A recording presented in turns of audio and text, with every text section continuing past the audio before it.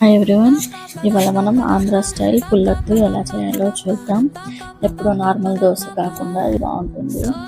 ఇప్పుడైతే ఫస్ట్ నేను ఒక కడాయి తీసుకున్నాను. అందులో 1 స్పూన్ ఆయిల్ వేసుకొని 1 స్పూన్ శనగపప్పు, కొంచెం ఆవాలు, కొంచెం కరివేపాకు and 2 medium size onions cut చేసి వేసుకున్నాను. ఇది ఆనియన్స్ కొంచెం ట్రాన్స్పరెంట్గా వచ్చిన తర్వాత అందులో కొంచెం పసుపు వేసుకున్నాను. మీరు కావాల్సింది అయితే పచ్చిమిర్చి కూడా యాడ్ చేసుకోవచ్చు. నేనైతే ఇక్కడ యాడ్ చేయలేదు. ఇప్పుడు ఆ మిక్చర్ని తీసుకొని పిండిలో ఇలా కలుపుకొని పెనం మీద ఇలా దోశ వేసుకోవాలి. అంతే, చాలా బాగుంటుంది. ఎప్పుడు నార్మల్గా కాకుండా ఇలా కూడా ఒకసారి ట్రై చేయండి, బాగుంటుంది.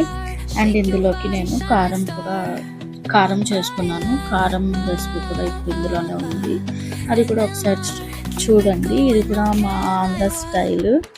ఇప్పుడైతే ఇందులోకి 3 ఎండుమిరపకాయలు, ఒక 6 to 7 వెల్లుల్లి, చిన్న టమాటో అండి, చిన్న size tomato and 3 medium size onions cut చేసుకొని వేసుకున్నాను. అందులోనే సాల్ట్ వేసుకొని మిక్సీకి వేసుకున్నాను.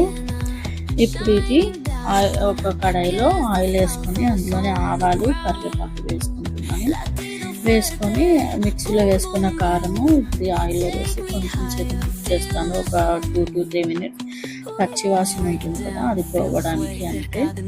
అంతే అండి, జస్ట్ సింపుల్, ఈజీగా చేసుకోవచ్చు మీరు.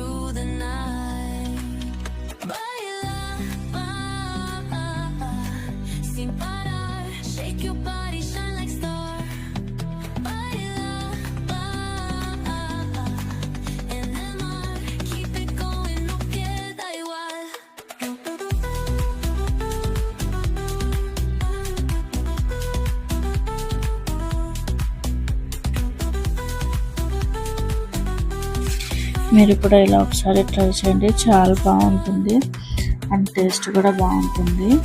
ఈ కారం అన్ని దోశల్లోకి తినొచ్చు, లైక్ ఎగ్ దోశ ఇలాంటి వాటిలో కూడా. అంతే అండి, జస్ట్ సింపుల్గా చేసుకోవచ్చు. ఇలా ఉడుకుతున్నప్పుడు ఆఫ్ చేసుకోవడం అంతే. మీరు కూడా ట్రై చేసి ఎలా ఉందో చెప్పండి, లైక్ అండ్ షేర్ చేయండి. Bye bye.